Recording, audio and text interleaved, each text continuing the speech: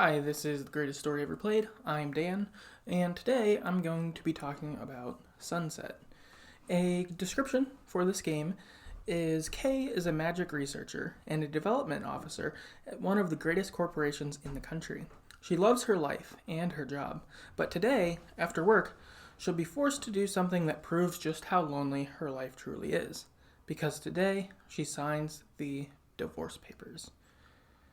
Just a little background on this is it's developed by Storysinger Presents, and they have another game called Confidant. Little background on there. And before I get into any content about this, I did want to say, just for, I guess, transparency's sake, I did get an early access to this game from the developer. I don't know, just to have that out there.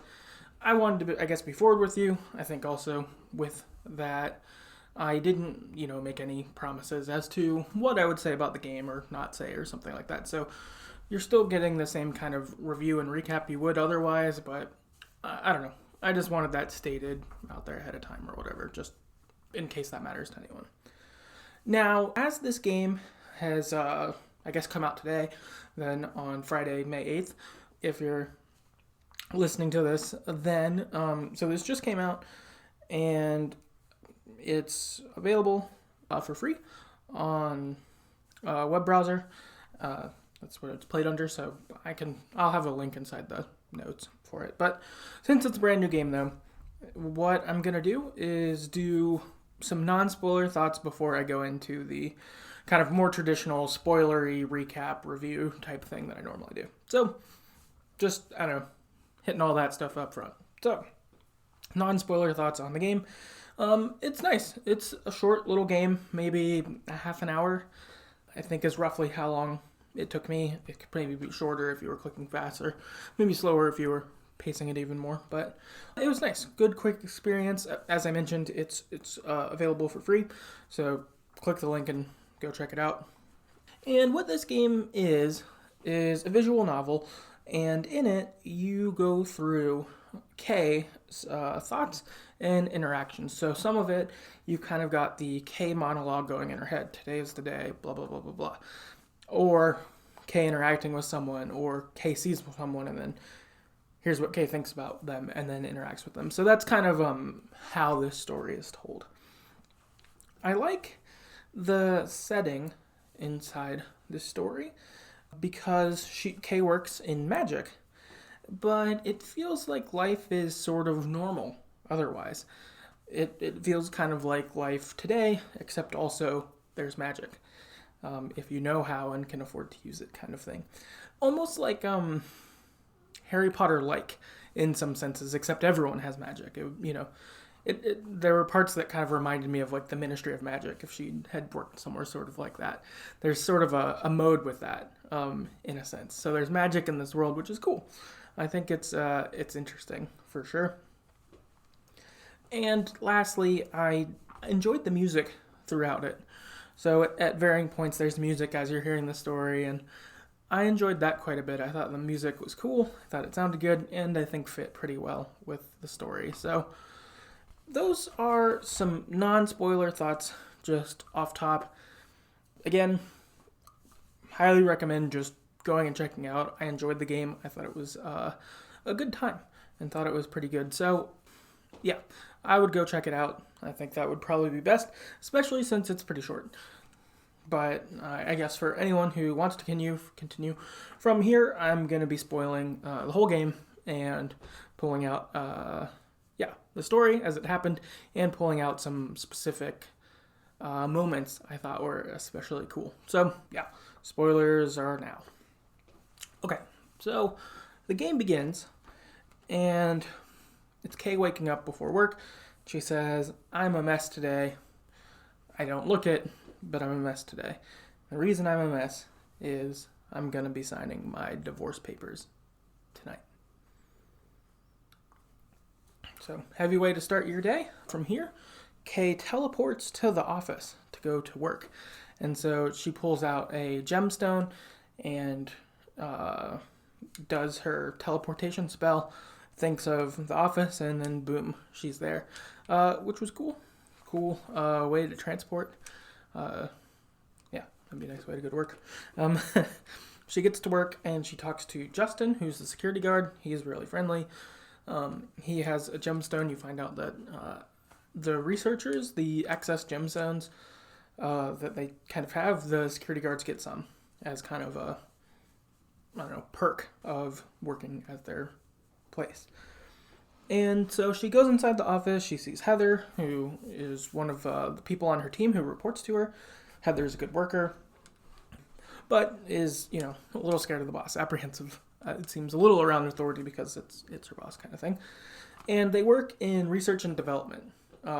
And they are working on a project together. And so they're getting ready to kind of start on that and, continue their project of sorts. Kay works hard for a while. She's the project lead here, so her project is called Project Pyro, I believe. And so that's kind of, she's been grinding at that, trying to figure out how to solve her problem that she's been tasked with. After this, she goes to lunch, and where she's going to lunch every day, gets a sandwich, gets coffee, sits down, does that, sits there for a while, and as she's just kind of thinking about work / thinking about signing the papers later today, Daryl walks up to her and talks to her. Daryl works at the same company, except he's in the marketing sector of it, and he's like a good marketer, and so his job is to market the R&D stuff to like the higher up execs. So once something in research and development seems like a good product, a good magic product, then he'll pitch it to the execs, and if it's, useful enough and cost efficient enough and stuff like that, then perhaps the spell or whatever that's trying to be made will be used. And so Kay talks with Daryl for a little bit, and a thing that's kind of cool in this too is it just fills out the world. You find out that different gems cost different money, and that different gems have different magic skills or properties kind of thing to them. So Daryl's talking about how he's got one that like can make like a tomato plant sprout up really fast kind of deal, but it's too expensive for one to pay when they kind of think it as almost like a trick, a party trick or something, rather than like this would be useful in my gardening sort of thing. So there's this kind of interesting take of magic, the consumer, research and development sort of thing. I thought this conversation was pretty interesting in terms of world building. And so they talk about work for a little bit. It's cool. Then a little after, Daryl says, "Hey, I noticed you're not wearing your wedding ring. What's up with that?" And Kay just shuts him down pretty hard and is basically like, "Since when is it your job to get in my business?" kind of thing. And he's kind of like taken aback. And then she is taken aback at herself and is like, "Oh, that was super mean. I didn't mean to do that." So she apologized to him and is like, "Sorry, you're actually a really good friend. I really appreciate you. I'm just pretty anxious and nervous because tonight I'm signing the divorce papers." And Daryl's like, "Oh, you're fine. That's a big deal. Like, no problem here at all." So they resolve it. Kay goes back to work, and work goes by quickly. She's just kind of in the zone and works, finishes working, day is off. Kay then teleports to the lawyer's office to go sign the divorce papers.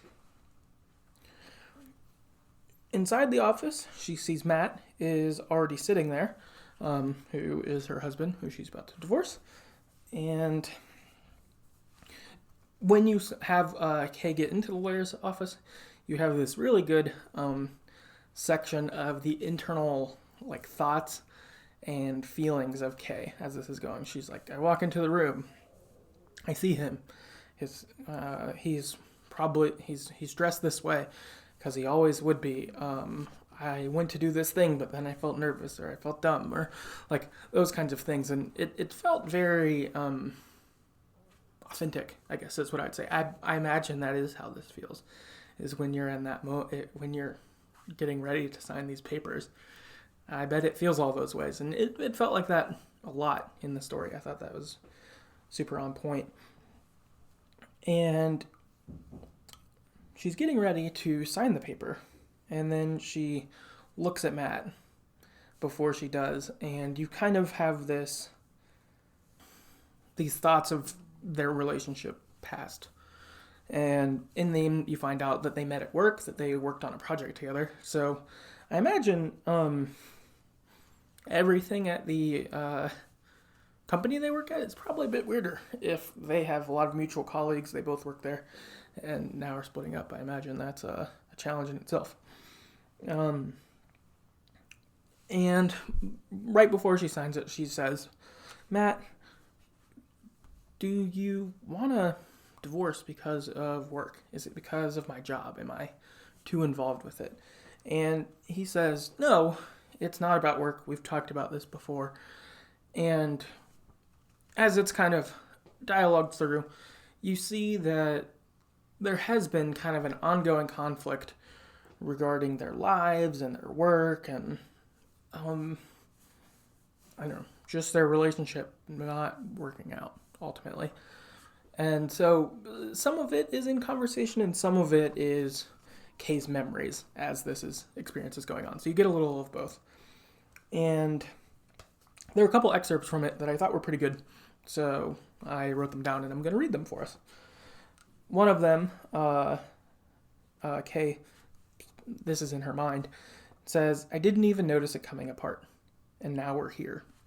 I thought that was poignant. I feel like that is probably how this would feel quite a lot. Is, one day things seemed fine and now they're not, and I'm in this office signing papers I don't really want to, or something like that. I imagine there's feelings of that. This is another part. This was actually in the conversation between Kay and Matt, and Kay says, I think it was Kay that said this. It might have been Matt. I forget. I should have wrote down who said it. But they say, that's right. You have your neuroses, and I have my organized chaos. Try to fit that together, and you just get regular chaos. That was Kay speaking, actually. Kay had her organized chaos, and Matt has his neuroses, because Kay's kind of, quote-unquote, sloppy in demeanor. Like, she's like, oh, I don't care about, like, ironing my shirt or something like that. Like, I feel like she kind of has the eccentric genius streak in her a little bit of, like, besides the thing I care about, other stuff doesn't matter that much. Like how, like, Steve Jobs didn't like having a license plate on his car because he thought he was above it and didn't need to waste time on it. Like, that sort of thing. Or how, like, some, like, hyper-productive people do the thing where they have, like, one outfit and they always wear it so they don't have to waste time on, like, silly decisions. She seems to kind of be more of that mold. Matt, on the other hand, seems to be the kind of guy that's, like, tight systems, do things the same way always, like, and, like, keep things good that way. While they're talking, Kay has this pen that I think can kind of break into smaller pens or smaller pieces. And while they're talking, she fidgeted and had taken apart the pen. And it says this. Kay says, in her mind, she thinks, one by one, I put the pieces back together, wishing I could do the same with my shattered heart. And again, just the pain and difficulty in this circumstance. And even getting that visual experience while she's in there as I'm putting this together, but I can't put myself back together. So Kay signs the papers and leaves the office. She returns home and is back home, goes to lay on her bed and is, like, getting ready to go to sleep. And when she's doing this, her thoughts are going on about their house and how it's different than it was. You know, he used to be here, now he's not. I used to watch him sleep here. We used to sleep in that bed together. Now I'm alone. Those different kind of thoughts and feelings as she's considering life now. I feel like this is a bit of a, after this experience, then it's like, oh, this is my life. That sort of thing. She's getting those types of reflections. And so here's the last quote I wanted to pull off. This is Kay thinking after returning home. She says, "I don't want to think of a life without him. It's hard enough to forget my life with him. But it was impossible. I was impossible. He was impossible. We, us, was impossible. Separate, we were two beautifully technical people. But as one, we became chaos personified." And again, having just this, stuck feeling, that hurt of like, it didn't work. We didn't work. I don't want to think about how it didn't work, but also living in it not working, and just that like stuck down feeling. I thought that was conveyed really well. You also get this section as she's thinking about how they weren't working together, and it's statements going back and forth in her head of like, Kay, why are you always so focused on work? We're not at work. Like, we should focus on each other. Matt, why do you think that work isn't important? And these kind of back and forths of big and small fights that they had. You just see them go back and forth, and then the game ends, and she's just alone in her room and sees kind of the sun setting, alone with her thoughts. And that's it. And yeah, some feelings for sure. I guess taking a step back from the story to move into some general thoughts. One is I would totally be into more works based in this world that's been created. I feel like for 30 minutes, the little sketches of what this world were pretty intriguing. This magical world, or this world that has magic, but it can be, disregarded or thought of as like parlor tricks almost. It's kind of interesting. Like in the conversation with Daryl about the tomato, and that like, oh, it costs too much to do it, but it's like, that's miraculous. Like, to me, that's miraculous because we don't have that. We don't have magic like that. But because magic is in this world, things could be viewed as like tedious or whatever. Like, well, big deal. But whatever kind of thing. It's too much money to be worth it. And it's like, that's pretty marvelous. So I don't know. I would be interested in that. I feel like this place too felt like if you worked at like Google or like Apple or something like that in the magic department. And so just kind of in their research section, like I imagine it'd be pretty fun and kind of cool. So I don't know. I like the setting. I would totally be into exploring it more. Like I thought it was a lot of fun. I was also thinking that this might be the first like official visual novel that I've actually covered on the podcast itself. I've, covered quite a few games that are pretty similar to visual novel, but maybe have more mechanics to them. Whether that would be like if you felt like Telltale games are visual novels, well, you had control in those and you could move and stuff like that. Or even something like Emily is Away, that we just did last week or whatever, that one being a visual novel, but you have options of like how you choose to dialogue, then this one being even like a step more of that you are just experiencing the story and you're like moving it forward, but you're not making choices as to like what you would say or anything like that. So I thought that was cool, like just kind of bridging into more new territory, so to speak. So I thought that was pretty cool to get to do. And then the last thing I was thinking along those lines were that this could probably be part of a pretty cool visual novel / visual novel like marathon you could do if you really wanted to just kind of dive into like relationships and like stories being told this way. So I was thinking if you were going to do this, here's what I would do. You could hit up Sunset, go through this. That would be pretty cool. From there, you could move on to Florence, which I believe is on, I played it on mobile, but it's also on computer, and I think maybe even on Switch. But then you could go through that relationship and getting to engage there. You could go on to Bury Me, My Love, which is mobile or PC, and interact with that relationship and how they interact over the phone. I think that one I'd highly recommend doing on the phone, just for that. And then from there you could hit up like Emily is Away and Emily is Away 2, and getting to be on the PC, on your computer, doing that and having those interactions. But I thought that seemed like a pretty cool way to spend time. And all of these games are pretty short. I bet you could do that in, I don't know, 2 to 4 hours, depending on how like paced you decide to be in that. I think if you were taking your time, you could probably just spend like a Saturday afternoon and just play all of these and probably have a lot of feelings. All of those games are pretty emotional in my book, but I feel like you could do that and just get a lot of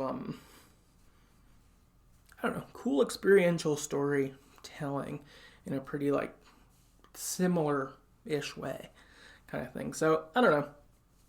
I don't know if I could do that. Like, it might break me. I might feel too sad. But it could be a cool idea. And if you do it, let me know. I would love to hear about someone trying to marathon some of these. That'd be pretty cool. But yeah, I guess all in all, though, that's Sunset and my thoughts on it. Again, go check it out. Link will be below in the podcast notes. It's also, if you'd want to get in contact with us, you can do that on Twitter at StoryEverPod. You can also check out a backlog of our episodes on TheGreatestStoryEverPlayed.com, including all of those games I mentioned. I have episodes on all of them, so you could also just marathon our podcast episodes, I guess, too, on those. But, yeah, you can go to TheGreatestStoryEverPlayed.com. You can, if you'd like to support the podcast by rating and reviewing us, you could do that on iTunes or Podchaser or wherever you get your podcast. That'd be super helpful, just getting increasing visibility on the show so that more people who enjoy the video games we do could enjoy them together. That would be cool. If you'd like to financially support the podcast, you could do that by going to patreon.com/TheGreatestStoryEverPlayed. If you decide to give as little as $1 per month, that will give access to some bonus episodes we do each month on there that are more topical in nature. So, you know, we hit up things like our favorite games from childhood, or we ranked the Life is Strange episodes. So different things like that. Yeah, feel free to go check that out if that's something that interests you. And yeah, I guess that's the episode, and we'll see you next time.